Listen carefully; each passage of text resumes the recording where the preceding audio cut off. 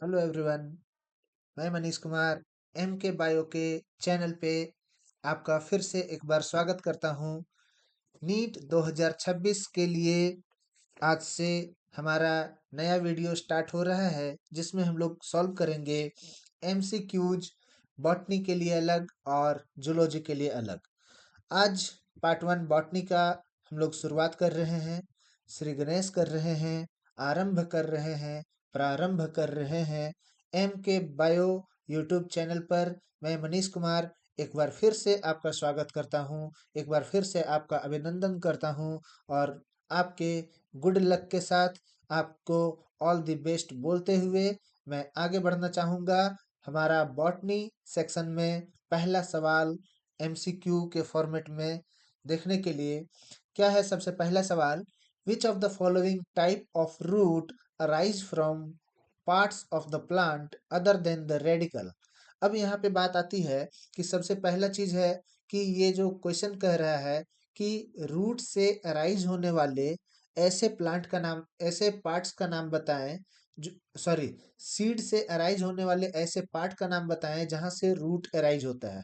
तो एक्चुअली मैं आपको बताना चाहूंगा, जैसे ये हमारा मान लेते हैं कोई भी चीज का सीड है, तो सीड के दो पार्ट होते हैं। एक ये पोर्शन जिसको हम लोग कहते हैं प्लूम्यूल, क्या बोलते हैं, PLUMULE, और एक पोर्शन होता है ये जरूरी नहीं है कि जो नीचे वाला होगा वही रेडिकल होगा या जो ऊपर वाला होगा उसी को हम लोग प्लूम्यूल बोलेंगे। हम लोग क्या बोलते हैं, एक्चुअली जहां से रूट ओरिजिन होता है, क्या ओरिजिन होता है, जहां से रूट का ओरिजिन होगा that part is known as radicle. और जहां से सूट, सूट का मतलब क्या होता है, सूट का मतलब होता है स्टेम या लीव्स। जहां से सूट का ओरिजिन होगा that part is known as plumule. तो यहाँ पे क्या पूछना चाह रहा है, यहाँ पे हम लोग जब मूव करेंगे क्वेश्चन की ओर, हम लोग मूव करेंगे और क्वेश्चन देखेंगे क्या पूछना चाह रहा है। Root arise from the parts of the plant other than radicle, radicle के अलावा रूट और कहाँ कहाँ से निकलता है। तो ये तो सीड की बात हो गई कि सीड में रेडिकल से रूट ओरिजिन होता है और प्लूम्यूल से होता है। तो यहाँ तो आपका क्वेश्चन में दे दिया है कि अदर पार्ट देन रेडिकल। अब रेडिकल के अलावा कौन सा पार्ट है भैया जहां से रूट निकलता है। तो आपको मैं याद दिलाऊं कि आपने कभी बनियान ट्री देखा होगा। बनियान ट्री में आप देखते हैं कि साइड साइड से ये जो निकलता है root, this root is known as, इसको कौन सा रूट बोलते हैं, इस रूट को बोलते हैं PROP, prop roots. Prop roots कहाँ पे होते हैं, बनियान ट्रीज में। किस पे, बनियान ट्रीज में। और ये जो प्रॉप रूट है ये एक तरह का कौन सा रूट है, ये एक तरह का एडवेंटिशियस रूट है। कैसा रूट है, एडवेंटिशियस रूट है। और एडवेंटिशियस रूट को हम लोग यहाँ पे बोलेंगे कि adventitious root arise from parts of the plant. देखिए यहाँ पे नीचे ये आपका क्या है, डिस्क्रिप्शन दिया हुआ है। Adventitious root arise from parts of the plant other than radicle such as in banyan tree और ग्रास। आपके पास दो एग्जांपल हो गए, एक तो बनियान ट्री का मैंने एग्जांपल दिया ही था और एक नीचे आपके डिस्क्रिप्शन बॉक्स में लिखा हुआ है ग्रास। तो हम लोग फर्स्ट ऑप्शन की ओर मूव करेंगे और फर्स्ट ऑप्शन के साथ फिर हम लोग अगला सवाल देखेंगे। Which, sorry sorry sorry sorry, that is third option. Third option, एक सेकेंड, थर्ड ऑप्शन, या थर्ड ऑप्शन। अगला सवाल, in which type of plant are vascular bundle. अब यहाँ पे बात आती है वास्कुलर बंडल, हम लोग किसको कहेंगे, किसको कहेंगे भैया वास्कुलर बंडल। वास्कुलर बंडल का मतलब होता है, वास्कुलर बंडल का मतलब होता है जाइलम प्लस फ्लोयम। ये दोनों वास्कुलर टिश्यू होते हैं और इन टिश्यू को कंबाइंड फॉर्म में हम लोग क्या बोलते हैं, वास्कुलर बंडल। तो जाइलम प्लस फ्लोयम यानी कि vascular bundle found in scattered, कैसा पाया जाएगा, कैसा मिलना चाहिए, स्कैटर्ड होना चाहिए। तो ये आप एनाटॉमी वाले चैप्टर में पढ़ेंगे। एनाटॉमी वाले चैप्टर में आप देखेंगे, एनाटॉमी ऑफ कौन सा, एनाटॉमी ऑफ फ्लावरिंग प्लांट, उस वाले चैप्टर में आप देखेंगे आपको चार तरह के ऑप्शन दिए गए हैं। एक डाइकोट स्टेम है, डाइकोट रूट है, मोनोकोट स्टेम है और मोनोकोट रूट है। तो अब मैं यहाँ आपको एक एक करके बताता हूँ कि आपको क्या जनरली याद रखना चाहिए। आपको याद रखना चाहिए, यदि आप वस्कुलर बंडल की बात करते हैं, किसकी बात करते हैं, यदि आप वस्कुलर बंडल की बात करते हैं, तो वस्कुलर बंडल आपको जो डाइकोट स्टेम में देखने को मिलेगा, वो डाइकोट स्टेम में कैसा मिलेगा सर? डाइकोट स्टेम में कैसा मिलेगा देखने को? डाइकोट स्टेम में आपको रिंग के शेप में मिलेगा, सर्कल के शेप में देखने को मिलेगा। कैसा मिलेगा? रिंग या सर्कल के शेप में। यदि वही हम डाइकोट रूट की बात करते हैं, तो डाइकोट रूट में जाइलम और फ्लोएम जो होगा 2 से 6 पीस के नंबर में आपको देखने को मिलेगा, मतलब मिनिमम क्वांटिटी में देखने को मिलेगा, मिनिमम क्वांटिटी, ठीक है, मिनिमम क्वांटिटी देखने को मिलेगा। यदि हम मोनोकोट स्टेम की बात करते हैं, तो मोनोकोट स्टेम में जाइकोट और सॉरी जाइकोट कर रहे हैं, जाइलम और फ्लोएम, जाइलम और फ्लोएम क्या होगा? जाइलम और फ्लोएम मोनोकोट स्टेम में आपको स्कैटर्ड देखने को मिलेगा, स्कैटर्ड देखने को मिलेगा। यहाँ पे डाइकोट स्टेम में आपको क्या देखने को मिलेगा? रिंग के फॉर्म में। और मोनोकोट स्टेम में क्या देखने को मिलेगा? स्कैटर्ड फॉर्म में। तो यहाँ पे हम लोग ऑप्शन नंबर 3 के साथ बढ़ेंगे। लेकिन रूट को जब हम लोग देख रहे हैं कि डाइकोट रूट में ये कम क्वांटिटी में 2 से 6 में पीस में मिलता है, तो हम लोग यहाँ पे देखेंगे मोनोकोट रूट को हम लोग क्या बोलेंगे? मोनोकोट रूट में जनरली ये पॉली आर्क कंडीशन में देखने को मिलता है। पॉली आर्क कंडीशन का मतलब आप कह सकते हैं कि मोर देन 6 यहाँ पे आपको देखने को मिलेगा मस्कुलर बंडल। मतलब वस्कुलर बंडल की यदि हम बात करते हैं, तो डाइकोट स्टेम में आपको रिंग के शेप में देखने को मिलेगा, मोनोकोट स्टेम में स्कैटर्ड मिलेगा, ठीक है, मोनोकोट स्टेम में स्कैटर्ड मिलेगा। डाइकोट रूट में ये 2 से 6 यानी कि कम क्वांटिटी यानी कि मिनिमम क्वांटिटी में देखने को मिलेगा, और मोनोकोट रूट में आपको ये पॉली आर कंडीशन यानी कि मोर देन 6 मिलेगा। देखिए नीचे क्या लिखा है डिस्क्रिप्शन में, डिस्क्रिप्शन लिखता है मोनोकोट स्टेम में वस्कुलर बंडल स्कैटर्ड होते हैं with in the ground tissue, और इसमें सबसे बड़ा इम्पोर्टेंट बात क्या लिखा है? एंड लैक कैम्बियम, ये कैम्बियम को लैक करता है, इसमें कैम्बियम नहीं पाए जाते हैं। थर्ड क्वेश्चन की ओर मूव करते हैं। Which of the following statement about Golgi apparatus, किसके बारे में? Golgi apparatus। गोल्गी apparatus क्या होता है सर? सेल के एक ऑर्गन है गोल्गी apparatus। क्या है ये? सेल का एक ऑर्गन है। आपको सेल वाले चैप्टर में देखने को मिलेगा। क्लास 6 से लेके 12 तक में आपने हर एक सॉरी सॉरी सॉरी क्लास 6 से लेके 11 तक में आपने हर एक एनसीईआरटी में पढ़ा होगा। 6, 7, 8, 9, 10 में नहीं पढ़ा होगा, फिर 11 में। 6, 7, 8, 9 और 11 में आपने सेल चैप्टर पढ़ा होगा, और सेल चैप्टर जब आप पढ़ रहे हैं तो उसमें आपने गोल्गी apparatus भी पढ़ा ही होगा। अब गोल्गी apparatus के बारे में जो पूछा जा रहा है, गोल्गी apparatus के बारे में जो पूछा जा रहा है, डेट इज इनकरेक्ट पूछा जा रहा है। इस चीज को थोड़ा सा ध्यान में रखिएगा, क्या पूछा जा रहा है, कौन सा गलत है। तो यहाँ पे देखते हैं, Golgi apparatus is a package protein for secretion, ये अपने आप में सही है। गोल्गी apparatus क्या है?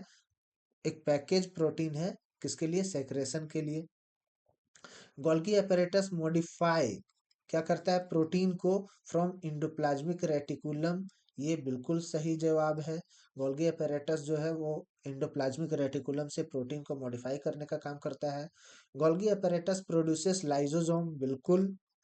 लाइजोसोम बिल्कुल। लाइजोसोम को एक और नाम से हम लोग जानते हैं, क्या नाम से जानते हैं? Lysosome is also known as suicidal bag. Lysosome को क्या बोलते हैं सर? सुसाइडल बैग के नाम से जानते हैं। गोल्गी apparatus सिंथेसाइज डीएनए, नहीं नहीं नहीं नहीं, डीएनए का काम बनाने का काम कौन करता है? डीएनए का बनाने का काम करता है कॉन्ड्रिया या क्लोरोप्लास्ट, या इसी को क्लोरोप्लास्ट को ही हम लोग इन बड़े टर्म में प्लाज्मिड बोल देते हैं। सॉरी सॉरी सॉरी प्लाज्मिड नहीं, प्लास्टिड, PLASTID, प्लास्टिड। टर्म थोड़ा सा कंफ्यूज हो गए थे। तो Golgi apparatus package protein for secretion, बिल्कुल सही बात है। Golgi apparatus modifies protein from endoplasmic reticulum, बिल्कुल सही बात है। गोल्गी apparatus प्रोड्यूसेस लाइजोजोम यानी कि सुसाइडल बैग, बिल्कुल सही बात है। हम लोग ऑप्शन नंबर 4 के साथ मूव करेंगे कि ऑप्शन नंबर 4 क्या है, हमारा सही जवाब होगा गोल्गी apparatus सिंथेसाइज डीएनए नहीं। गोल्गी apparatus सिंथेसाइज नहीं करता है डीएनए का। यहाँ इनकरेक्ट पूछा गया था तो इनकरेक्ट में ये हमारा सही जवाब होगा। विच of the following is not, फिर से देखिए यहाँ पे, ये एक्चुअली मैं आपको ये बार बार राउंड करके इसलिए बताना चाह रहा हूँ क्योंकि क्या होता है ना, ये नॉट जनरली एग्जाम के टाइम में आपको दिखेगा नहीं। तो not product of Krebs cycle. अब क्रेब साइकिल क्या होता है भैया, क्रेब साइकिल क्या होता है, तो आप रेस्पिरेशन नाम का एक चैप्टर पढ़े होंगे। आपने प्लांट रेस्पिरेशन नाम का एक चैप्टर पढ़ा होगा। क्या पढ़ा होगा, प्लांट रेस्पिरेशन। इस प्लांट रेस्पिरेशन जो चैप्टर आपने पढ़ा, वहां पे आप देखे होंगे carbon dioxide plus water plus sunlight, ठीक है, ये मिल करके क्या बना रहा है, कहाँ पे, क्लोरोफिल में। क्लोरोफिल में ये मिलके क्या बना रहा है, C6H12O6। हाँ, मैं आपको समझाने के मकसद से लिख रहा हूँ, एक्चुअली ये 6 होते हैं, ये भी 6 होंगे, ये 12 कंपोनेंट होते हैं, और यहाँ पे 6 वाटर वेपर जो है वो रिलीज होते हैं। ठीक है, तो हमको इससे मतलब नहीं है, हम जनरली ये आपको बताना चाह रहे थे। यहाँ मैं आपको कंप्लीट पढ़ा नहीं रहा हूँ, मैं आपको ये बता रहा हूँ कि कार्बन डाइऑक्साइड और वाटर जो है वो हीट और क्लोरोफिल के प्रेजेंस में क्या कर रहा है, C6H12O6 बना रहा है, जिसे हम लोग क्या बोलते हैं सर, ये ग्लूकोज बोलते हैं। और दिस इज द, ये ग्लूकोज किसका प्रोडक्ट है, ये ग्लूकोज प्रोडक्ट है फोटोसिंथेसिस का। इस पूरे प्रोसेस को, इस पूरे प्रोसेस को आप क्या नाम देते हैं, इस पूरे प्रोसेस को आप नाम देते हैं फोटोसिंथेसिस। ठीक है, इस पूरे प्रोसेस को आप नाम देते हैं फोटोसिंथेसिस। तो फोटोसिंथेसिस का प्रोडक्ट है कौन सा, ग्लूकोज, यहाँ पे आपको दिख गया। तो अब बताइए क्रेब साइकिल क्या होता है। क्रेब साइकिल होता है, यही ग्लूकोज क्या होगा, यही ग्लूकोज सेल के साइटोप्लाज्म में, याद रखिएगा कहाँ पे, सेल के साइटोप्लाज्म में यही ग्लूकोज क्या होगा, दो पार्ट में ब्रेक करेगा, दो पाइरुविक एसिड बनाएगा। क्या बनाएगा भैया, पाइरुविक एसिड। कितना, पाइरुविक एसिड कितना बनाएगा, 2 बनाएगा। ठीक है, 2 पाइरुविक एसिड बनाएगा, दोनों सेम नाम है, पाइरुविक एसिड बनाएगा। ये कितने कार्बन के होते हैं, ये 3 कार्बन के, ये भी 3 कार्बन के, और ग्लूकोज जनरली 6 कार्बन का होता है। अब यही, इस प्रोसेस को हम लोग क्या नाम देते हैं, इस प्रोसेस को हम लोग नाम देते हैं ग्लाइकोलाइसिस, या इसी को आप बोल सकते हैं ईएमपी पाथवे। ठीक है, या ईएमपी पाथवे या ग्लाइकोलाइसिस।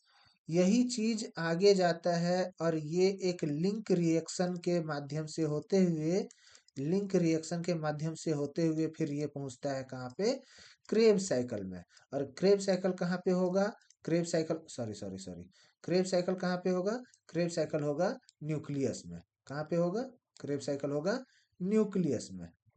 ठीक है, न्यूक्लियस में ये जो क्रेब साइकिल होगा, इस क्रेब साइकिल को यदि ऑक्सीजन के प्रेजेंस में, ये क्रेब साइकिल कब होगा, ऑक्सीजन जब अवेलेबल हो तो, ऑक्सीजन के प्रेजेंस में ये क्रेब साइकिल क्या करेगा, क्रेब साइकिल का पूरा स्टेप हम आपको बताते हैं। क्रेब साइकिल का पूरा स्टेप ये है, CI alpha SSFMO, citric acid, isocitric acid, alpha ketoglutaric acid, succinic acid, succinyl coenzyme A, fumaric acid, malic acid and ऑक्जेलो acetic acid. यहाँ पे देखिए, ये सिट्रिक और आइसोसिट्रिक 6 कार्बन के कंपाउंड हैं।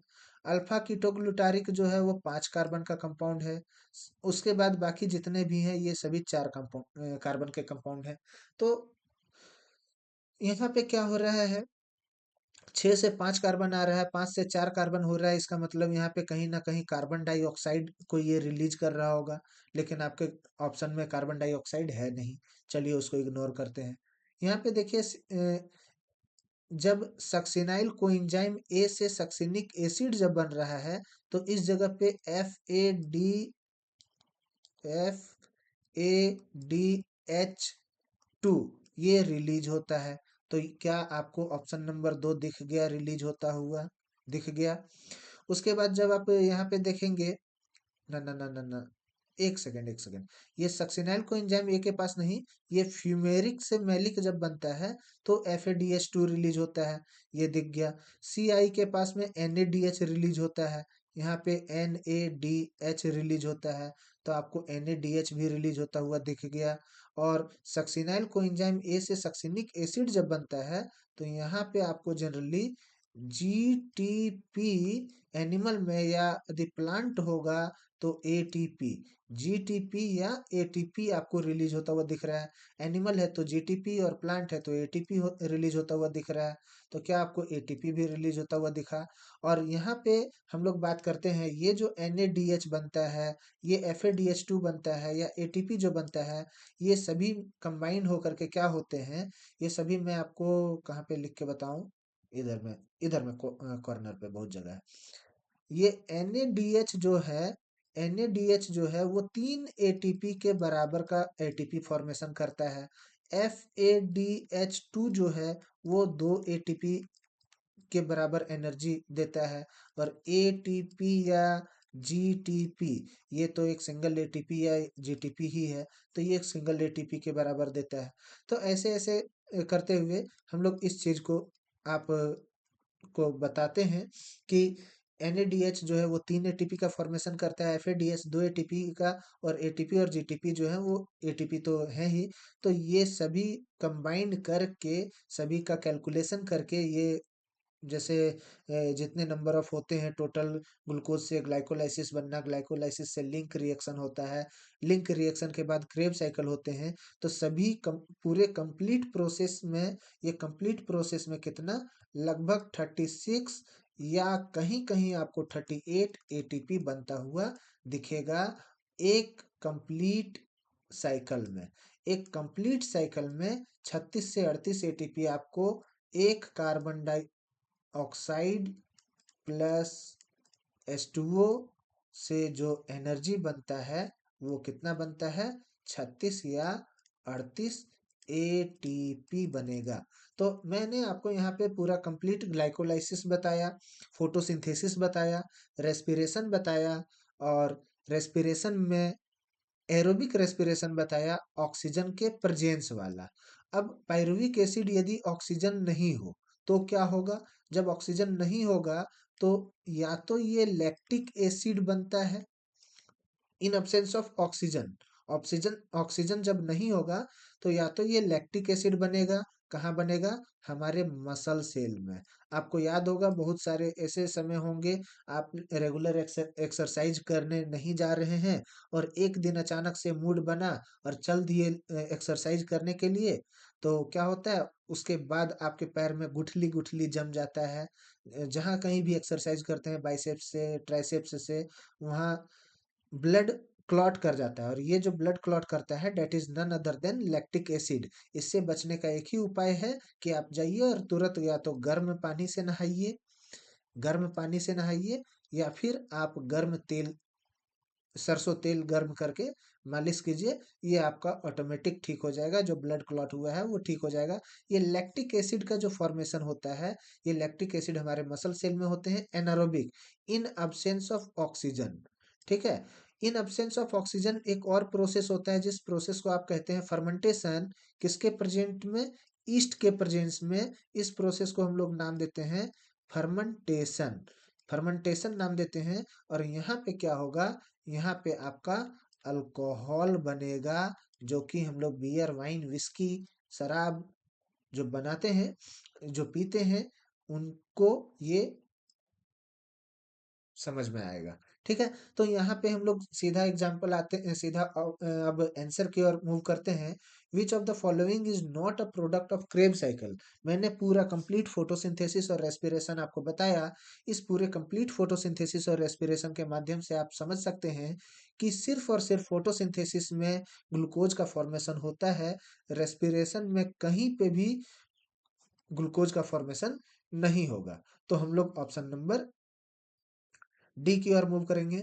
एक बात और मैं बताना चाहूँगा, यदि आपको मेरे द्वारा कुछ पढ़ाया हुआ नोट करना है, तो अभी आप नोट कर सकते हैं, क्योंकि बाद में इसके जो पीडीएफ प्रोवाइड किए जाएँगे, उस पे अभी जो मैं लिख रहा हूँ पेन टैब के माध्यम से, वो अवेलेबल नहीं रहेगा। आपके पास सिर्फ़ और सिर्फ़ पीडीएफ में ब्लैंक पेज ही जाएगा, जो कि टाइप किया हुआ क्वेश्चन और आंसर और डिस्क्रिप्शन या क्या कहते हैं, जो भी कंटेंट है, जो मतलब पहले से प्री लोडेड जो कंटेंट है, वही कंटेंट का पीडीएफ आपको मिलेगा। आपको अभी जो मैं लिख करके समझा रहा हूँ, यदि ये आपको लिखना है, तो वीडियो पॉज करें या वीडियो का स्क्रीनशॉट ले लें और इसको आप, या नहीं तो मेरे द्वारा साथ-साथ आप पेन और पेपर लेकर के बैठें और आप पेन पेपर पे नोट करते चलें। तो यहाँ पे option number 4 is the correct answer. 4, question number 4, Krebs cycle का प्रोडक्ट क्या नहीं है? ग्लूकोज नहीं है। अगला सवाल है, which type of plasticity is exhibited by cotton and coriander due to different leaf form in juvenile and mature gases. अब यहाँ पे देखिए, जुवेनाइल एंड मैच्योर गैसेस की बात कर रहा है। क्या बात कर रहा है? जुवेनाइल और मैच्योर गैसेस। जुवेनाइल का मतलब होता है यंग, जुवेनाइल का मतलब होता है यंग, और मैच्योर का मतलब तो आप समझ ही रहे हैं, मैच्योर का मतलब होता है मैच्योर। तो जुवेनाइल और मैच्योर स्टेज में कौन सा ऐसा प्लास्टिसिटी है जो exhibited by cotton and coriander due to different leaf form in juvenile and mature stage? इस चीज को आप देखेंगे, डेवलपमेंटल प्लास्टिसिटी। जनरली इसका जो एग्जांपल होगा वो डेवलपमेंटल प्लास्टिसिटी होगा। इसको मैं यहाँ पे अभी कंप्लीट डिटेल में नहीं बता पाऊंगा। आप इसके लिए एनसीईआरटी को फॉलो करें। एनसीईआरटी में आपको इकोलॉजी वाले चैप्टर में ये आपको मिल जाएगा। हम लोग आगे बढ़ते हैं। The process of pollen grain germination occurs on the, pollen grain germination कहाँ पे होता है? तो अब मैं एक छोटा सा डायग्राम से आपको बताऊंगा। जैसे हम लोग क्या करते हैं, 1 सेकेंड, ये मान के चलिए क्या है,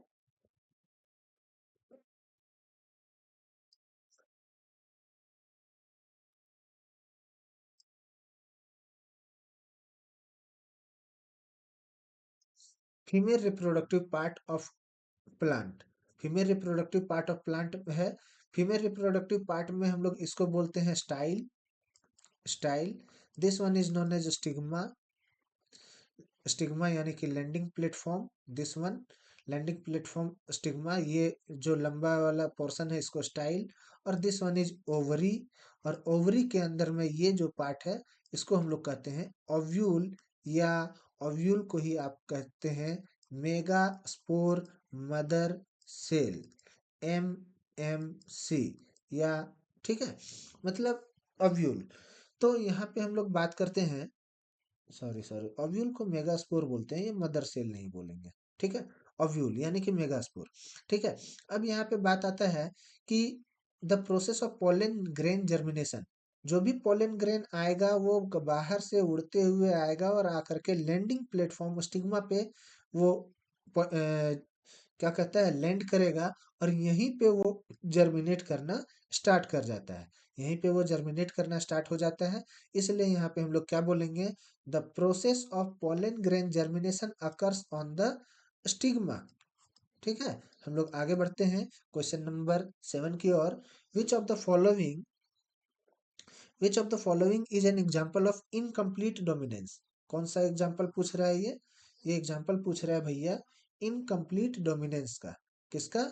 इनकम्प्लीट डोमिनेंस। अब इनकम्प्लीट डोमिनेंस क्या होता है?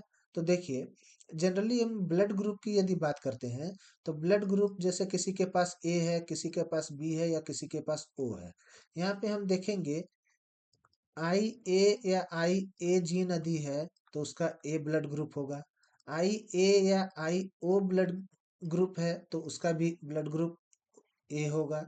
लेकिन यदि किसी के पास आई ए और आई बी ये दोनों एंटीजन हैं, ये दोनों एंटीजन अवेलेबल हैं, तो उसका ब्लड ग्रुप जो होगा वो ए बी वाला हो जाएगा। इसका मतलब क्या है, यहाँ पे आप देख रहे हैं, यहाँ पे दोनों सेम सेम है तो सेम निकल गया। यहाँ पे दोनों डिफरेंट हैं, मतलब होमोजाइगस कंडीशन में है तो जो है वही निकलेगा। हेट्रोजाइगस कंडीशन में है तो एक डोमिनेंट है दूसरा रिसेसिव है, जो डोमिनेंट है वो अपने आप को डोमिनेट कर लिया। यहाँ पे क्या दिख रहा है, यहाँ पे ए है और बी है और ये दोनों अवेलेबल हैं, दोनों अपने आप को डोमिनेट करने के चक्कर में ब्लड ग्रुप को ए और बी दोनों में कन्वर्ट कर दिया, मतलब ब्लड ग्रुप ए बी हो गया। मतलब जो एंटीजन है वही ब्लड ग्रुप में भी आ रहा है, लेकिन यहाँ पे होमोजाइगस कंडीशन था तो सिंगल था, यहाँ पे हेट्रो में एक डोमिनेट कर गया दूसरा रिसेसिव रह गया, और यहाँ पे दोनों के दोनों डोमिनेंस हो गए, तो इस प्रोसेस को हम लोग कहते हैं कोडोमिनेंस। क्या बोलते हैं? कोडोमिनेंस। ये आपको जेनेटिक्स वाले चैप्टर में देखने को मिलेगा, जिसमें ग्रेगर जॉन मेंडल साहब की स्टडी हम लोग करते हैं। मेंडल साहब की स्टडी को हम लोग देखते हैं। रेड और white flower producing pink flower. अब यहाँ सेम यही कंडीशन हो गया, जैसे यहाँ पे एक रेड है और दूसरा क्रॉस हुआ किसके साथ? व्हाइट के साथ। तो रेड और व्हाइट में यदि डोमिनेंट वाला जो है वो डोमिनेट करता तो सिर्फ रेड बनना चाहिए था। मान के चलिए ये डोमिनेट है और ये रेसेसिव है, तो यदि डोमिनेंट वाला डोमिनेट करता तो सिर्फ रेड बनना चाहिए था, जो कि नहीं बना। यदि ये कोडोमिनेंस होना चाहिए, यदि मान के चलिए ये दोनों के दोनों डोमिनेंट स्टेज में है और दोनों कोडोमिनेंस होता तो रेड और व्हाइट होता कॉम्बिनेशन, मतलब चितकबरा टाइप का होता है। जैसे यहाँ रेड है यहाँ व्हाइट है, यहाँ रेड है यहाँ व्हाइट है, यहाँ रेड है यहाँ व्हाइट है, यहाँ रेड है यहाँ व्हाइट है, ऐसा होता। लेकिन ऐसा भी कंडीशन नहीं है। यहाँ पे क्या कंडीशन आया? एक नया ही कंडीशन आ गया, रेड और व्हाइट मिल करके पिंक बन गया। और ये पिंक क्या है? ये पिंक है इनकम्प्लीट डोमिनेंस का एग्जाम्पल, इनकम्प्लीट डोमिनेंस का एग्जाम्पल, जिसपे हम लोग कहेंगे ना ये कंप्लीट डोमिनेट कर पाया ना ये कंप्लीट डोमिनेट कर पाया, ये दोनों आधा आधा आकर के जुड़ा, 1/2 1/2। मतलब 1/2 एग्जैक्ट नहीं होता है, मेरे कहने का मतलब है कि ये दोनों थोड़ा थोड़ा थोड़ा थोड़ा आकर के जुड़ा है, और जिसकी वजह से रेड का भी थोड़ा सा यहाँ दिख रहा है पूरे होल बॉडी में, और व्हाइट भी पूरे होल बॉडी में आ गया, और इस वजह से ये हो गया इनकम्प्लीट डोमिनेंस। तो यहाँ पे हम लोग बात करते हैं ऑप्शन नंबर 2 का। अब टॉल और dwarf plant producing all tall plant. All tall है तो यहाँ ड्वार्फ तो रिसेसिव हो गया ना जी। Yellow and green seed forming only yellow seed, यहाँ पे ग्रीन जो है वो रिसेसिव हो गया, तो ये डोमिनेट कर गया ये डोमिनेट कर गया। यहाँ पे तो ये और ये दोनों डोमिनेट कर गया, यहाँ पे दोनों में से कोई डोमिनेट नहीं कर पाया, इसका भी कंट्रीब्यूशन है इसका भी कंट्रीब्यूशन है। अब दोनों का कंट्रीब्यूशन होगा तो एक हाइब्रिड तैयार हो गया, और जो हाइब्रिड तैयार हुआ उस हाइब्रिड का नाम है पिंक। ठीक है, तो यहाँ पे हम लोग ऑप्शन नंबर 2 के साथ मूव करेंगे। Question number 8. What is the structure at the center of a chromosome where a spindle fiber attach? What is the structure of a center of chromosome where a spindle fiber attach? तो यदि हम आपको इसको बताएं तो मैं आपको generally क्या करना चाह रहा था, मैं आपको ये बताना चाह रहा था कि आप इसको, जैसे कौन सा चैप्टर है, सेल डिवीजन। सेल डिवीजन के चैप्टर में आप यदि जाते हैं तो सेल डिवीजन के चैप्टर में आप देखते हैं कि यहाँ पे आपको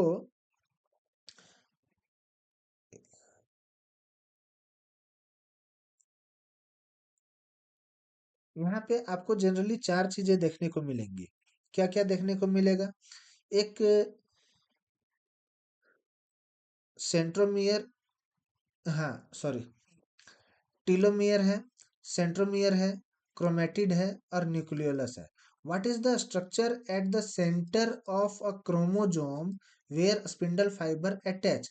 ये जैसे क्रोमोजोम का है, ये स्ट्रक्चर है, मान के चलिए ये यदि स्ट्रक्चर है तो इसमें ये सेंटर वाला स्ट्रक्चर के बारे में ये बात कर रहा है कि ये सेंटर वाला स्ट्रक्चर क्या है भैया, तो सेंटर वाला सेंट्रोमियर ही होगा, सेंट्रोमियर ही होगा। ये यदि किनारे वाला बात करता तो दिस वन इज टेलोमियर। ठीक है, सेंट्रोमियर टेलोमियर। ठीक है, न्यूक्लियोलस तो अलग चीज हो गया, न्यूक्लियस के अंदर का पार्ट होता है, और क्रोमेटिड जो है ये इस वाले ऐसे ऐसे ऐसे ऐसे ऐसे ऐसे ऐसे धागा का स्ट्रक्चर बना हुआ रहता है, इसको हम लोग बोलते हैं क्रोमेटिड।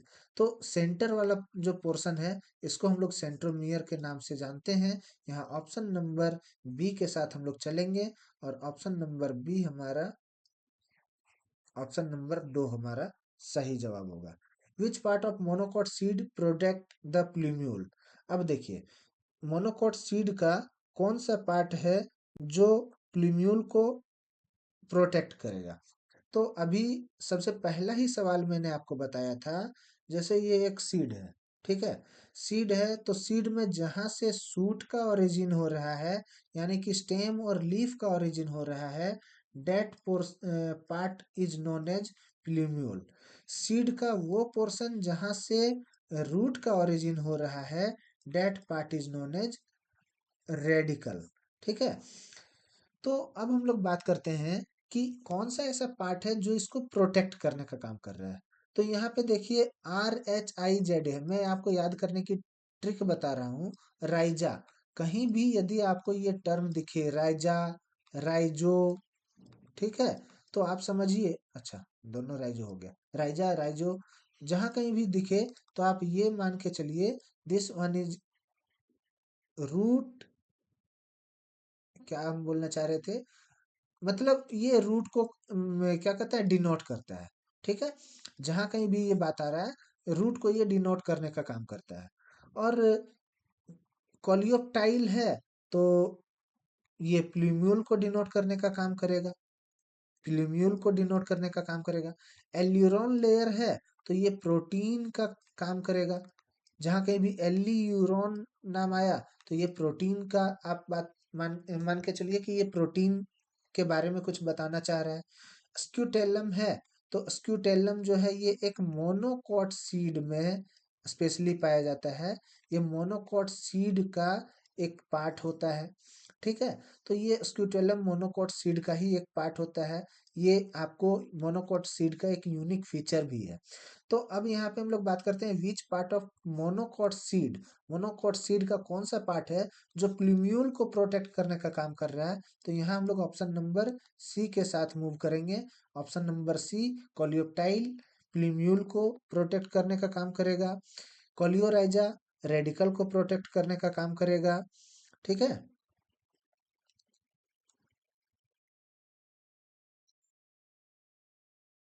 कोलियोराइजा रेडिकल को प्रोटेक्ट करने का काम करेगा, और एल्यूरोन लेयर जो है जहाँ पे प्रोटीन होते हैं वैसे जगह पे रहने का काम करेगा।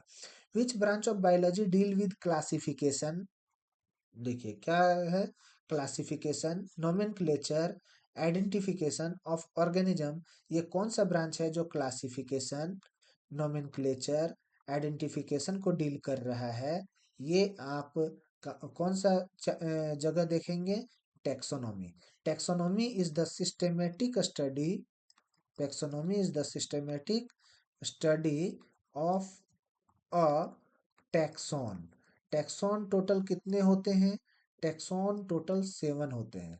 Kingdom, phylum, class, order, family, genus, species.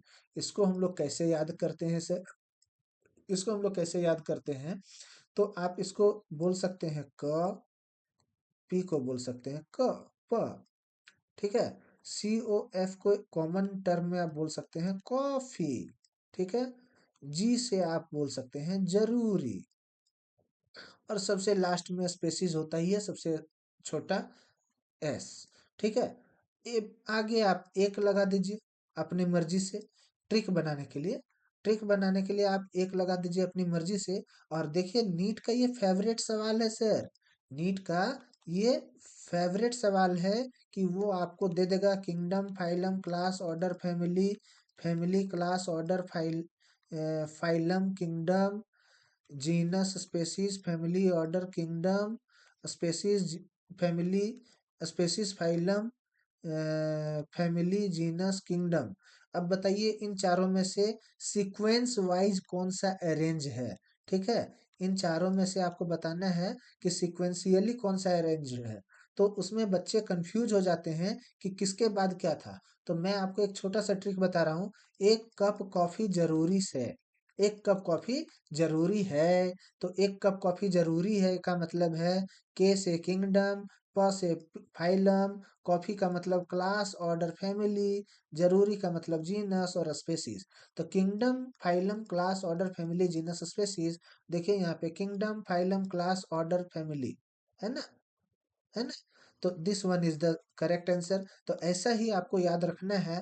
आपको ये एक कप कॉफी जरूरी आपको याद रखना है। नीट का एक सवाल इससे परफेक्ट बनेगा, हमेशा बनेगा। और यही सिस्टमेटिक तरीके से पहले किंगडम, फिर फाइलम, फिर क्लास, फिर ऑर्डर, फिर फैमिली, फिर जीनस और उसके बाद स्पेसीज की स्टडी को हम लोग क्या बोलते हैं? टैक्सोनॉमी। टैक्सोन की स्टडी को टैक्सोनॉमी बोला जाता है। Which of the following is correct about plastid? अब देखिए प्लास्टिड, ये प्लास्टिड क्या होता है सर? प्लास्टिड एक सेल ऑर्गेनिल है। प्लास्टिड क्या है? एक सेल ऑर्गेनिल है। प्लास्टिड को हम लोग तीन पार्ट में डिवाइड करते हैं: क्लोरोप्लास्ट, क्रोमोप्लास्ट और ल्यूकोप्लास्ट। ठीक है। क्लोरोप्लास्ट में क्लोरोफिल होता है जिसकी वजह से कलर ग्रीन होता है। क्रोमोप्लास्ट में क्लोरोफिल नहीं, जेंथोफिल होता है जिसकी वजह से इसका कलर कैसा होता है?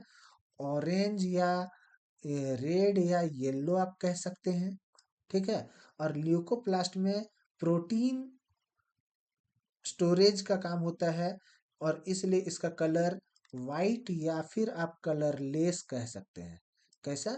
वाइट या कलरलेस कह सकते हैं। अब यहाँ ये पूछता है कि करेक्ट स्टेटमेंट क्या है? तो करेक्ट स्टेटमेंट है plastid are present in animal cell. यही तो गलत है भैया। प्लास्टिड हमेशा कहाँ पे होगा? देखिए ग्रीन है, अभी अभी मैंने बताया क्लोरोफिल। क्लोरोफिल कहाँ पाया जाता है? प्लांट सेल में ना। क्लोरोफिल एनिमल सेल में तो नहीं पाया जाता है। तो plastid are present in animal cell गलत है। एमाइलोप्लास्ट स्टोर स्टार्च, हाँ ये ल्यूकोप्लास्ट जो मैंने बताया था। ल्यूकोप्लास्ट को फिर हम लोग तीन पार्ट में डिवाइड करते हैं। ल्यूकोप्लास्ट को फिर हम लोग तीन पार्ट में डिवाइड करते हैं। और एलियूरोप्लास्ट, एक ALEURO, एलियूरोप्लास्ट, जो कि मैंने आपको बताया था कुछ देर पहले कि प्रोटीन का एल्यूरोन जहां कहीं भी टर्म आता है प्रोटीन आप मान के चलिए। दूसरा है एमाइलोप्लास्ट। एमाइलो का मतलब जहां कहीं भी एमाइलो टर्म आता है, ये अभी मैंने बताया ना कि ल्यूकोप्लास्ट फूड को स्टोरेज करने का काम कर रहा है। तो एमाइलो स्टार्च को स्टोर करने का काम करेगा जहां कहीं भी एमाइलो टर्म आता है पूरे कंप्लीट बायो में। जहां भी एमाइलो टर्म आया आप समझ जाइए वो स्टार से रिलेटेड कुछ बात कर रहा है। एल्यूरो आया तो प्रोटीन से। और एक तीसरा है ELIO। थोड़ा सा मैं स्पेलिंग में कंफ्यूज हूँ, आप स्पेलिंग देख लीजिएगा। इलायोप्लास्ट करके एक है जो कि ऑयल या फैट को स्टोर करने का काम कर रहा है। तो यहाँ पे एमाइलोप्लास्ट स्टोर स्टार्च, बिल्कुल ये अपने जगह पे सही है। Chromoplast are responsible for photosynthesis. Chromoplast नहीं सर, अभी अभी मैंने क्या बताया? क्रोमोप्लास्ट में क्लोरोफिल नहीं होता है जिसकी वजह से उसका कलर ऑरेंज या येलो या रेड होता है। क्लोरोप्लास्ट में क्लोरोफिल होता है जो कि फोटोसिंथेसिस में हेल्प करता है और जिसकी वजह से लीव्स ग्रीन होते हैं। तो ये भी अपने आप पे गलत हो गया। ये भी अपने आप पे गलत हो गया। Plastid are involved in protein synthesis, नहीं, प्रोटीन सिंथेसिस में नहीं, प्रोटीन को स्टोर करने में ये होता है कौन सा? एल्यूरोप्लास्ट। ठीक है। तो क्वेश्चन नंबर 11 का option number B, second, amyloplast store starch, ये सही है। बाकी प्लास्टिड प्लांट सेल में पाए जाते हैं, एनिमल में नहीं होते हैं। Chloroplast is responsible for photosynthesis. और प्लास्टिड जो है वो प्रोटीन सिंथेसिस में नहीं, प्रोटीन के स्टोरेज में हेल्पफुल होते हैं। Which molecule is transported from mesophyll cell to bundle sheath cell in C4 plant?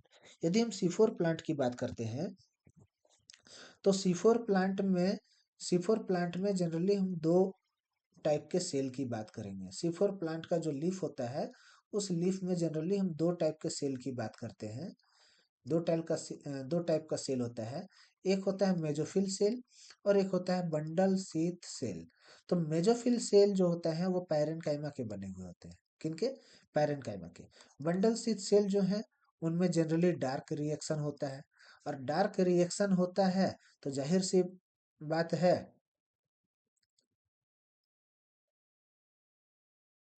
Dark reaction होता है तो जाहिर सी बात है यहाँ पे आपको रूबिस्को रूबिस्को का यूटिलाइजेशन ज्यादा दिखेगा। यहाँ पे आपको मैलेट एंजाइम का यूटिलाइजेशन दिखेगा। ठीक है। और मेसोफिल सेल में क्या होता है, मेसोफिल सेल में लाइट रिएक्शन होगा। लाइट रिएक्शन होने की वजह से यहाँ आपको आरयूबीपी बनता हुआ दिखेगा। आरयूबीपी बनता हुआ, सॉरी, आरयूबीपी बनता हुआ नहीं दिखेगा। आरयूबीपी भी यहीं पे आपको बनता हुआ दिखेगा और यहीं पे इसका यूटिलाइज होगा। लेकिन यहाँ पे आपको मैलेट बनता हुआ दिखेगा। यहाँ पे आपको क्या होगा, मैलेट बनता हुआ दिखेगा और ये मैलेट यहाँ से यहाँ ट्रांसपोर्ट होता हुआ दिखेगा। तो C4 प्लांट में क्या होता है, मैलेट यहाँ से लाइट रिएक्शन से ट्रांसपोर्ट होके डार्क रिएक्शन की ओर यानी बंडल सेल की ओर आपको जाता हुआ दिखेगा। और इस प्रोसेस को हम लोग कहते हैं Calvin cycle. Calvin cycle, Calvin cycle यानी कि C3 साइकिल भी इसको हम लोग नाम देते हैं। क्या नाम देते हैं, C3 साइकिल भी इसको हम लोग नाम देते हैं, कैल्विन साइकिल को। आगे हम लोग जाते हैं, which of the following statement about sixth extinction is correct. अब बात आती है बात आती है सिक्स्थ एक्सटिंक्शन। ठीक है। तो जब ये छठा एक्सटिंक्शन आ गया है तो इसका मतलब है कि अर्थ के बनने के बाद, अर्थ के फॉर्मेशन के बाद, अर्थ के फॉर्मेशन के बाद 1 2 3 4 5 बार कुछ ना कुछ एक्सटिंक्ट हुआ ही होगा। और तब ना अब हम लोग सिक्स्थ एक्सटिंक्शन की बात कर रहे हैं सर। तो ये जो 5 एक्सटिंक्शन हुआ है, ये 5 एक्सटिंक्शन क्या क्या हुआ है और कब कब हुआ है, इस चीज को थोड़ा सा हम लोग याद करना चाहें तो हम लोग देखेंगे सबसे पहला एक्सटेंशन जो होगा, 5 एक्सटेंशन क्या क्या है। हम लोग यदि इसको देखना चाहें तो सबसे पहले हम लोग बात करते हैं, कहाँ कहाँ गया पॉइंटर, हाँ यहाँ पे। सबसे पहले हम लोग बात करते हैं 444 मिलियन ईयर एगो। 444, अरे क्या हो गया, 444 मिलियन ईयर एगो, 444 मिलियन ईयर एगो। इस एज को हम लोग कहते हैं आइस एज। क्या कहते हैं, आइस एज। आइस एज में क्या हुआ था, जो सबसे पहला एक्सटेंशन हुआ था, तो आइस एज में क्या हुआ था, सी लेवल फॉल कर गया था। सी लेवल फॉल कर गया था। दूसरा हम लोग बात करते हैं, दूसरा, वैसे ये आपके एनसीईआरटी में दिया हुआ तो नहीं है, आउट ऑफ एनसीईआरटी है। वैसे आप यदि इसको जानना चाहें तो जानने के मकसद से याद रख सकते हैं, और यदि नहीं जानना चाहें तो कोई बहुत जरूरी नहीं है, आप इसको मतलब कॉपी में नोट ना भी करना चाहें तो नहीं कीजिए। लेकिन बस एक थोड़ा सा जानकारी रख लीजिए। 375 मिलियन ईयर एगो आपका सेकेंड हुआ था। यहाँ पे भी आप देखेंगे कि मराइन सबसे ज्यादा, मराइन एनिमल्स या मराइन ऑर्गेनिजम्स सबसे ज्यादा यहाँ पे लॉस हुआ है। 375 मिलियन ईयर एगो में भी आप देखिएगा, यहाँ पे भी मराइन ऑर्गेनिज्म का लॉस सबसे ज्यादा हुआ है। उसके बाद हम लोग जो तीसरे नंबर पे आते हैं, तीसरे नंबर पे हम लोग बात करते हैं, तीसरे नंबर पे हम लोग बात करते हैं 252 मिलियन ईयर एगो, 252 मिलियन ईयर एगो। और यहाँ पे हम लोग बात करेंगे डायनासोर का, डायनासोर जो है, डायनासोर का एक्सटिंक्शन स्टार्ट तो हो गया था, लेकिन मतलब डायनासोर का एक्सटेंशन स्टार्ट तो हो गया था, लेकिन यहाँ पे जो हम लोग बात करते हैं ना, वो डायनासोर से ज्यादा हम लोग बात करते हैं ये वॉल्केनिक इरप्शन की। किसकी, वॉल्केनिक इरप्शन की। और हम लोग कहते हैं कि पूरे अर्थ में ये जो 252 मिलियन ईयर एगो वाला जो था, ये जो एक्सटेंशन रहा है, वो सबसे बड़ा एक्सटेंशन रहा है। क्या रहा है, सबसे बड़ा एक्सटेंशन रहा है। लगभग लगभग 90% ऑर्गेनिज्म जो अर्थ में पाए जाते थे, वो पूरी तरह से डेड हो गए, समाप्त हो गए। और यही आज के डेट में हम लोगों को क्या मिलता है, कोल एंड पेट्रोलियम के फॉर्म में देखने को मिलता है। हम लोग नंबर फोर्थ की यदि बात करते हैं, तो नंबर फोर्थ को हम लोग कहते हैं ट्रायसिक जुरासिक पीरियड। और ये लगभग 201 मिलियन ईयर एगो इसको हम लोग कहते हैं ट्राइआसिक और जुरासिक पीरियड। आपने एक मूवी देखा होगा जुरासिक पीरियड का, इसमें आप देखते होंगे डायनासोर जो होते हैं वो लगभग लगभग लगभग लगभग समाप्त हो चुके रहते हैं। लगभग लगभग, मैंने लगभग कहा, कंप्लीट नहीं कहा। और एक होता है नंबर 5। नंबर 5 जो आया वो लगभग 66 मिलियन ईयर एगो आया। और इसमें हम लोग कहेंगे ये डायनासोर पूरी तरह से खत्म हो गया। डायनासोर एक्सटिंक्ट कर गया। और इसके बाद जो आज का समय है, this is today, this is today. और आज का जो समय है, आज के समय में हम लोग बात करेंगे कि आज के समय में क्या हो रहा है। आज के समय में जो एक्सटिंक्शन हो रहा है वो ह्यूमन मेड है। कहा गया जी पॉइंटर। हाँ, टुडे आज का जो है वो ह्यूमन मेड एक्सटिंक्शन है। This is the first human made extinction, जो कि 6th जनरेशन या 6th एक्सटिंक्शन आप बोलेंगे। बाकी देखिए 444 million year ago ice age था, तो जो भी रहा होगा नेचुरल तरीके से, ये भी आइस एज ही कह सकते हैं, जो भी रहा होगा नेचुरल तरीके से। वोल्केनिक इरप्शन नेचुरल तरीके से, डायनासोर का एक्सटेंशन नेचुरल तरीके से, ये नेचुरल। मतलब कि आप यहाँ पे बोलिए तो आप यहाँ पे लिख सकते हैं फर्स्ट 5 जो है वो नेचुरल है, जबकि 6th जो है वो man made extension, man made extension है। ठीक है, फर्स्ट 5 नेचुरल है और छठा मैन मेड एक्सटेंशन है। अब यहाँ पे देखिए क्वेश्चन क्या कह रहा है, which of the following statement about 6th extension is correct. छठा एक्सटेंशन के बारे में बताइए कि क्या क्या करेक्ट दिया हुआ है। तो option number 1, it is caused mainly by human activities. अरे यही तो अभी हमने आपको बताया है, इसके जस्ट ऊपर में तो लिख के बताया है। ठीक है, it is slower then previous extension. Slower, slower then previous extension नहीं महाराज, फास्टर ही कह सकते हैं आप कह सकते हैं ये फास्टर होगा। It occurred before human evolve. अब ह्यूमन का एक्टिविटी है तो ह्यूमन के इवोल्यूशन से पहले कैसे हो जाएगा। इट इज ओनली अफेक्टिंग मेरेन। ओनली तो टर्म जहां लग गया वहां ये गलत ही हो गया। आप स्लोअर में कंफ्यूज मत होइए। एक्चुअली ये स्लोअर ही, स्लोअर नहीं है, ये फास्टर ही है। क्योंकि जाहिर सी बात है जो नेचुरल होगा वो स्लोअर होगा, जो मैन मेड होगा उसमें हम लोग बहुत तरह के सीएफसी, ओजोन, लंद फंद बहुत तरह के चीजों को हम लोग ऐड करते जा रहे हैं। तो ये स्लोअर नहीं होगा, ये फास्टर ही होगा बाकी पांचों के कंपेरेटिवली। तो हम लोग कह सकते हैं option number 1 is the correct चुनाव। मेरे एक अंक प्लस के नाम से भी यूट्यूब चैनल बना हुआ है। आप में से, आपके फैमिली में से यदि कोई जनरल कंपटीशन की तैयारी कर रहे हैं, यूपीएससी एसएससी बैंकिंग की तैयारी कर रहे हैं, तो आप मेरे अंक प्लस के यूट्यूब चैनल को विजिट कर सकते हैं। चैनल का प्लेलिस्ट या चैनल का जो डिटेल है वो आपको नीचे डिस्क्रिप्शन बॉक्स में इसी वीडियो में मिल जाएगा। और वीडियो हम लोग देखेंगे। हम लोग आगे बढ़ते हैं क्वेश्चन नंबर 6 की ओर। Which of the following is the male gametophyte in flowering plant. Which of the following is the male gametophyte in flowering plant. एक फ्लावरिंग प्लांट में मेल गेमेटोफाइट कौन सा है।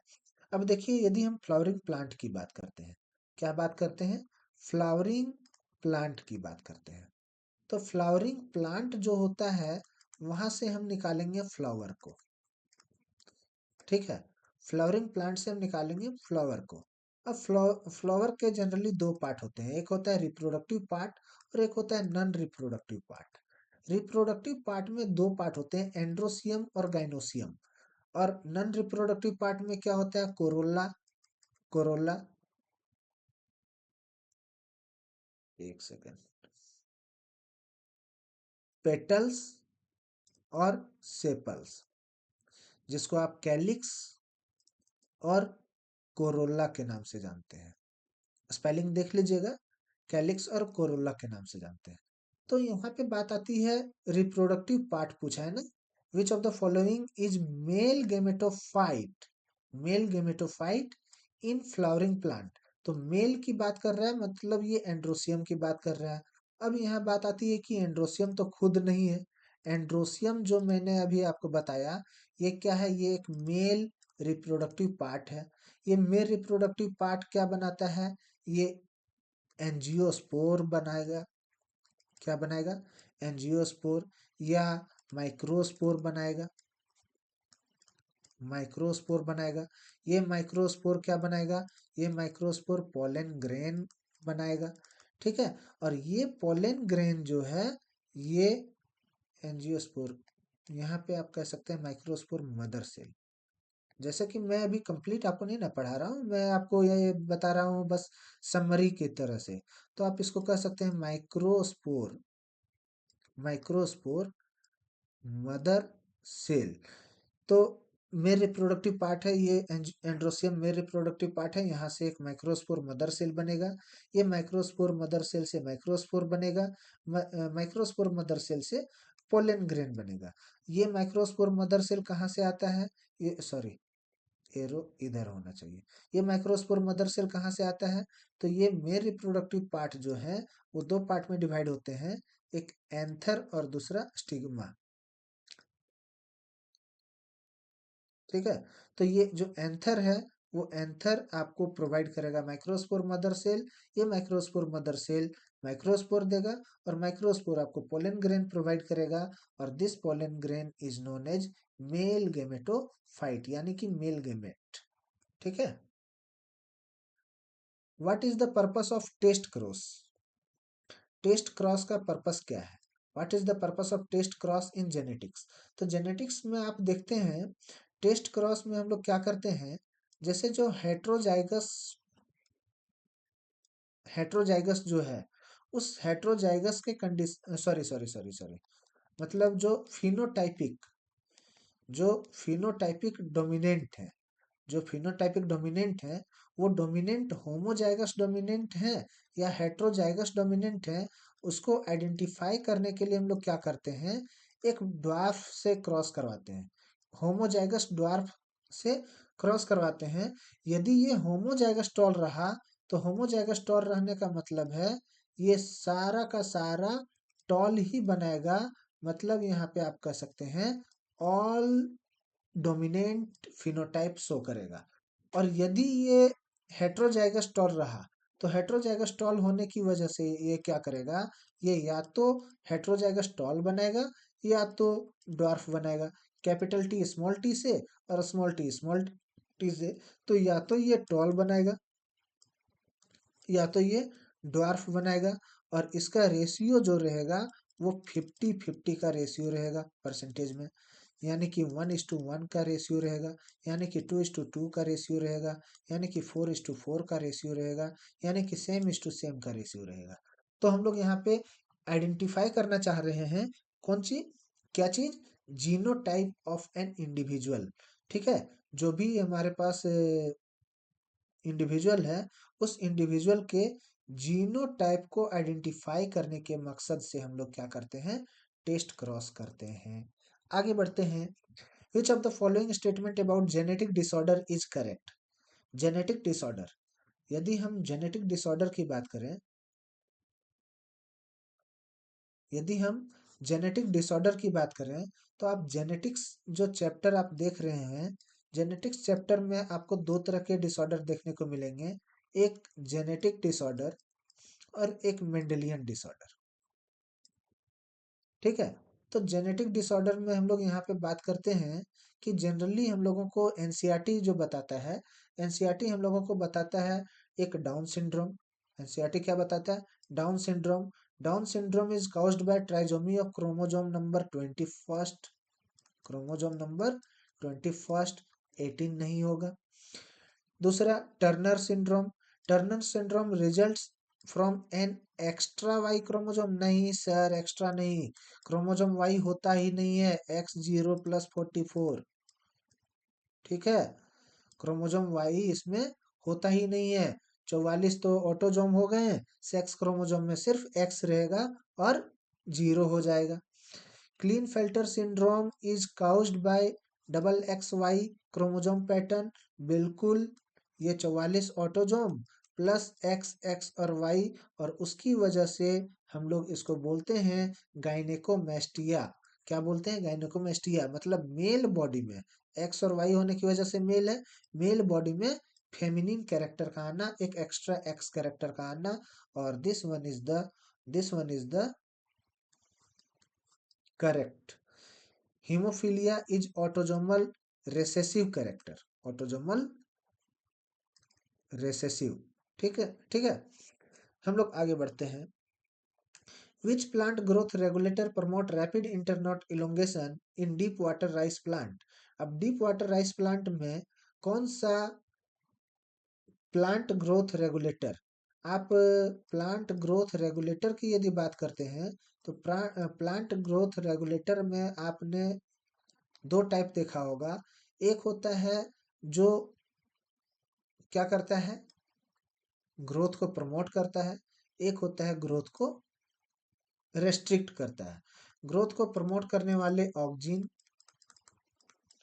साइटोकाइनिन, सॉरी सॉरी, हाँ ठीक ठीक ठीक, साइटोकाइनिन और इथाइलिन। ग्रोथ को रेस्ट्रिक्ट करने वाले कौन? एब्सिसिक एसिड और और जिब्रेलिन, जिब्रेलिन या जीबीए। ठीक है। तो अब यहाँ पूछ रहा है कि ग्रोथ करने वाले, तो मैंने आपको बता दिया कि ग्रोथ करने वाले तीन हैं, लेकिन इन तीनों में से कौन है जो इंटरनोड इलोंगेशन को डीप वाटर राइस प्लांट में बढ़ाने का काम कर रहे हैं, प्रमोट करने का काम कर रहे हैं? तो यहाँ सबसे पहले आप देखिए, एब्सिसिक एसिड हट गया, जिब्रेलिन हट गया। ऑक्जिन क्या कर रहा है? हाइट को बढ़ा रहा है, टॉलनेस बढ़ा रहा है, टॉलनेस बढ़ा रहा है। तो यहाँ पे इथाइलिन आंसर होना चाहिए, इथाइलिन होगा, जो कि डीप वाटर राइस को बढ़ाने का काम कर रहा है। Which of the following is correct, which of the following is correct about ETS, electron transport chain not system, electron transport system etc की बात हो रही है।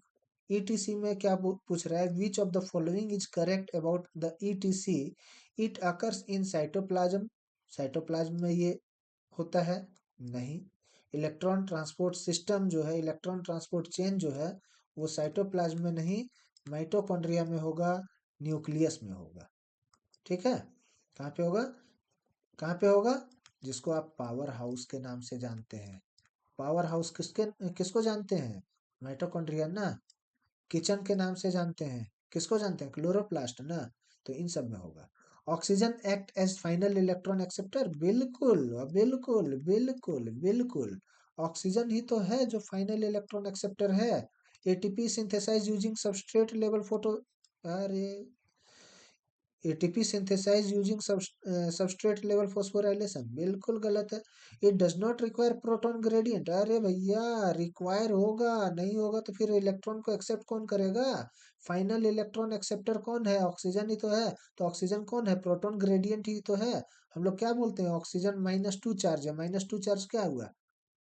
हाँ, -2 चार्ज का मतलब क्या हुआ? जिसमें इलेक्ट्रॉन दो ज्यादा है और प्रोटॉन दो गो कम है, वही हुआ ना। तो ऑप्शन नंबर बी के साथ मूव करेंगे।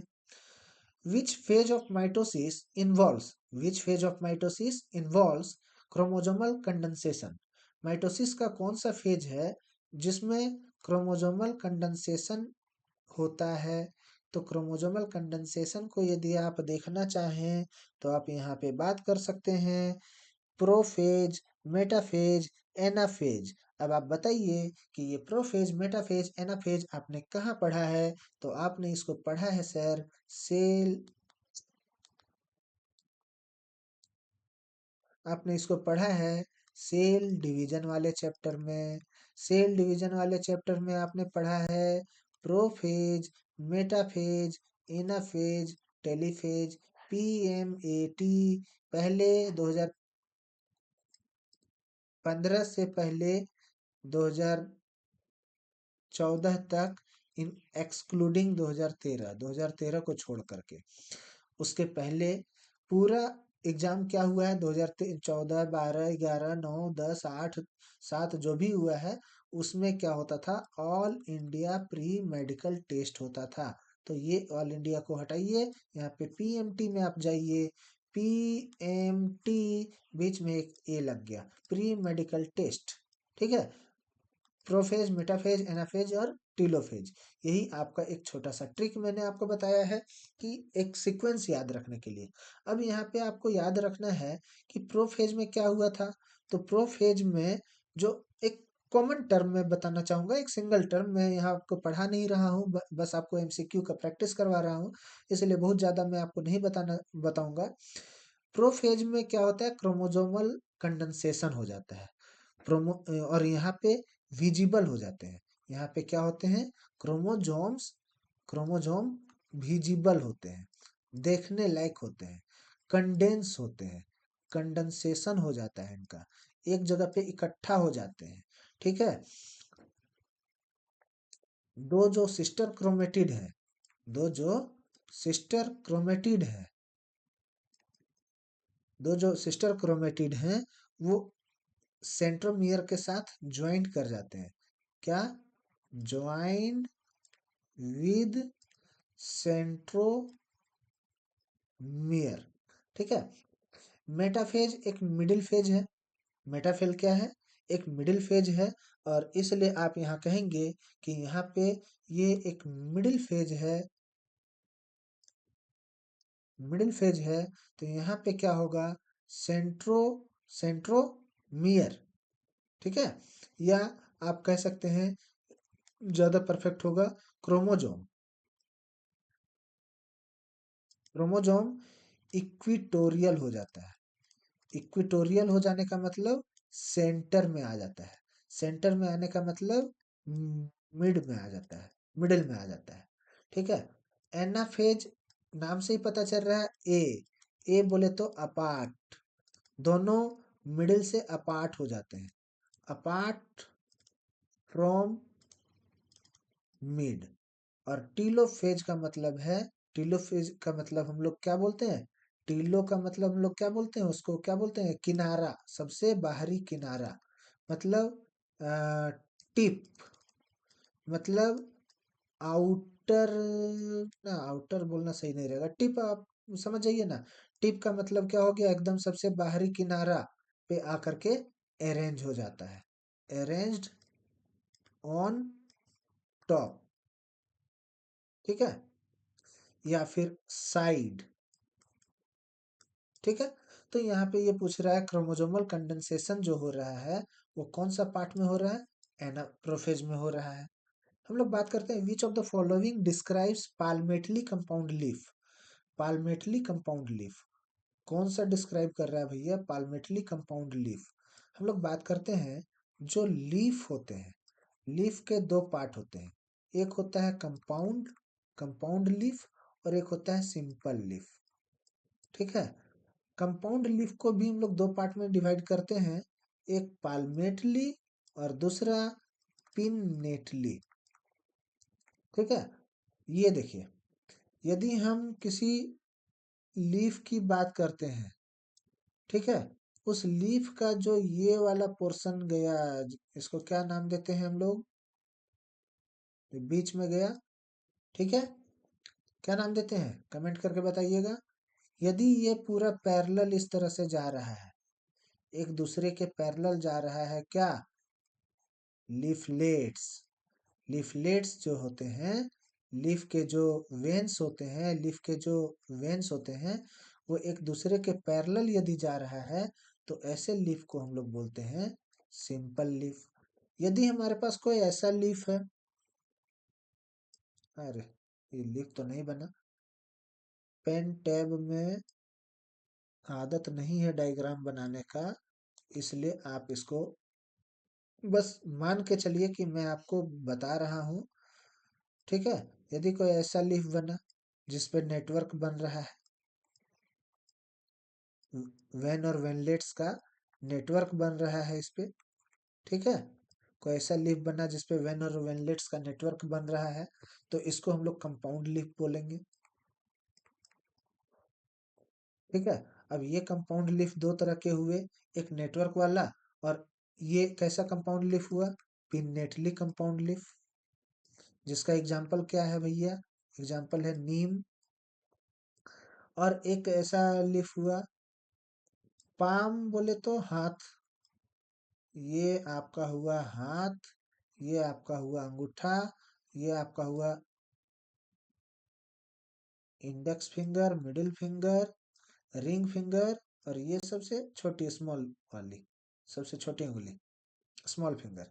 ठीक है, इस टाइप का यदि आपको कोई लीफ देखने को मिल जाए, इस टाइप का लीफ जो मिल जाए, जिसको आप अपने पाम की तरह देख सकते हैं, उसको बोलते हैं पाल्मेटली लीफ। ठीक है, पाल्मेटली लीफ का एक एग्जांपल आपके घर में होगा, आप पपीता का लीफ देखे हैं?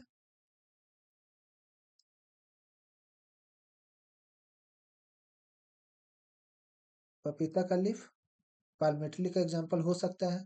और सबसे बेस्ट एग्जांपल है इसका ये, क्या बोलते हैं जी उसको,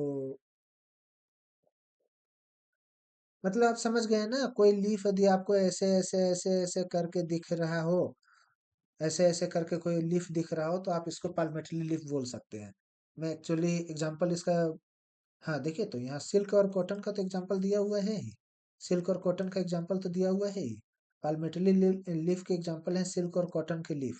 आप गूगल में जाइए और सिल्क और कॉटन के लीफ को सर्च मारिए कि कैसा दिखता होगा। तो यहाँ पे पूछ रहा है which of the following describe a palmately compound leaf, कौन सा डिस्क्राइब कर रहा है, leaflet are attach to a common point, leaflet एक कॉमन पॉइंट में अटैच होंगे, बिल्कुल एक कॉमन पॉइंट में अटैच होंगे। देखिए, वन सेकेंड, देखिए यहाँ पे क्या हो रहा है, लिफलेट एक कॉमन पॉइंट में अटैच हो रहा है ना, जितने भी लिफलेट है यहाँ से यहाँ निकल रहा है, ऐसे निकल रहा है, ऐसे निकल रहा है, ऐसे निकल रहा है, ऐसे निकल रहा है, सब ऐसे एक कॉमन पॉइंट में अटैच हो रहा है यहाँ पे।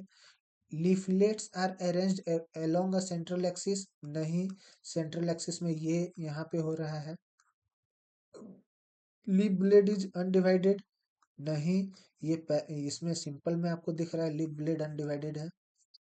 Leaves are arranged in alternate phyllotaxy, अब देखिए ये फाइलोटैक्सी क्या होता है, मैं आपको फाइलोटैक्सी बताता हूँ। इसको मिटाऊं? अच्छा छोड़िए, बिना मिटाई मैं बताता हूँ फाइलोटैक्सी। यहाँ पे देखिएगा, ये जो फाइलोटैक्सी क्या होता है, फाइलोटैक्सी होता है अरेंजमेंट ऑफ लीफ। कहीं पे आपको दिख रहा होगा ऐसे अरेंजमेंट है, दो लीफ। ठीक है, कहीं पे आपको दिख रहा होगा एक यहाँ है, एक यहाँ है, एक यहाँ है, एक यहाँ है। कहीं पे आपको दिख रहा होगा एक लीफ यहाँ ऐसे गया, दूसरा लीफ इस तरह बाहर, ये एक्चुअली मैं बताना चाह रहा हूँ, एक बाहर है और एक उस साइड चला गया अंदर, फिर एक ऐसे है, सेम पॉइंट पे एक इस साइड निकला है, एक उस साइड निकला है, एक स्क्रीन के आगे एक स्क्रीन के पीछे, फिर इसी तरह एक स्क्रीन के लेफ्ट और राइट, ये लेफ्ट और राइट है, ये आगे पीछे, ये लेफ्ट और राइट है, ये आगे पीछे, ये लेफ्ट और राइट है, मतलब एक दूसरे के ऑपोजिट। यहाँ दिख रहा है इसके जस्ट ऑपोजिट ये, इसके जस्ट ऑपोजिट ये, इसके जस्ट ऑपोजिट ये, इसके जस्ट ऑपोजिट ये, और इसके जस्ट ऑपोजिट ये।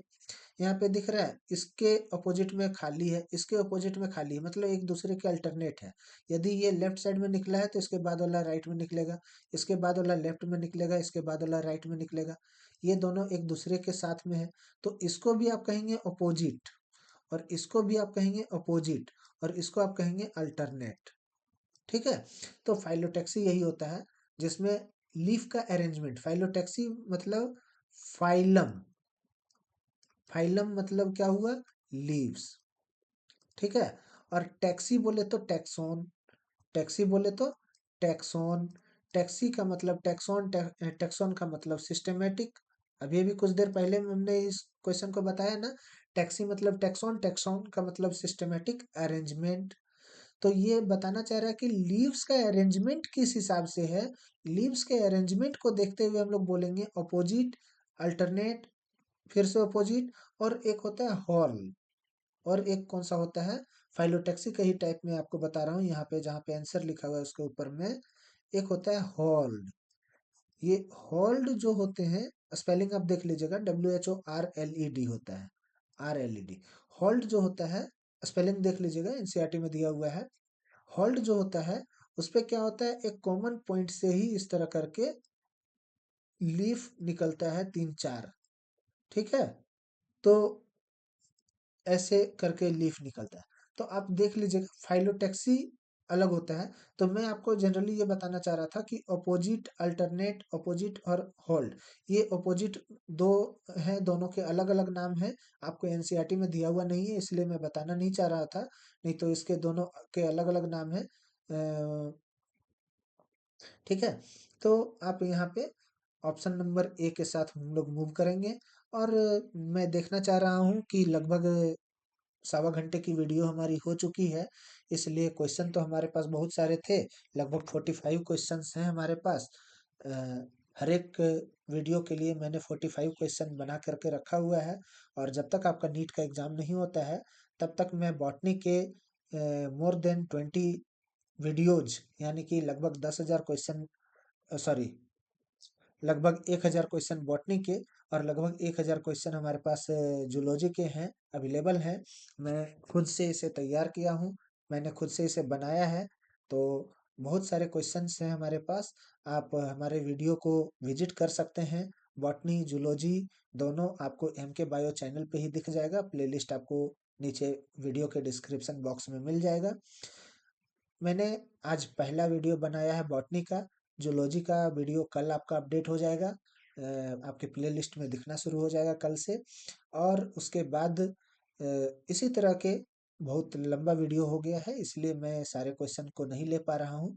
आप प्रैक्टिस करने के लिए हमारे टेलीग्राम से आप पीडीएफ को डाउनलोड कर सकते हैं। यदि आपको और भी ज़्यादा प्रैक्टिस करना हो इनके अलावा, तो आप हमारे अंक प्लस के वेबसाइट में जाएं। अंक प्लस के वेबसाइट में जाएं, अंक प्लस के ऐप को डाउनलोड करें। स्मार्टफोन यूजर या आईफोन यूजर कोई भी है, आपको ऐप दोनों जगह पे मिल जाएगा। प्ले स्टोर में भी ऐप अवेलेबल है, ऐप स्टोर में भी ऐप अवेलेबल है। अंक प्लस ऐप में आपको टेस्ट सीरीज मिल जाएगा, और बहुत बहुत बहुत बहुत बहुत बहुत बहुत ही सस्ता और बहुत बहुत बहुत बहुत बहुत ही ज़्यादा बेनिफिशियल आपके लिए ये साबित होगा। ठीक है। इसी के साथ मैं आपसे अलविदा लेना चाहूँगा, और उम्मीद करता हूँ कि नीट 2026 आपके लिए एक बहुत ही बेहतरीन और बहुत ही अ, लाजवाब तरीके से आपका सिलेक्शन डिसाइड करे। आपको एक बहुत ही अच्छा गवर्नमेंट मेडिकल कॉलेज में एमबीबीएस की सीट मिले। मैं खुद एक डॉक्टर हूँ, मैं आपको अपने स्टूडेंट से अपने जूनियर तक का सफ़र में देखते हुए बहुत ही बहुत ही बहुत ही ज़्यादा खुशी महसूस करूँगा, बहुत ज़्यादा प्रसन्न महसूस करूँगा। Thank you, thank you, thank you. All the best.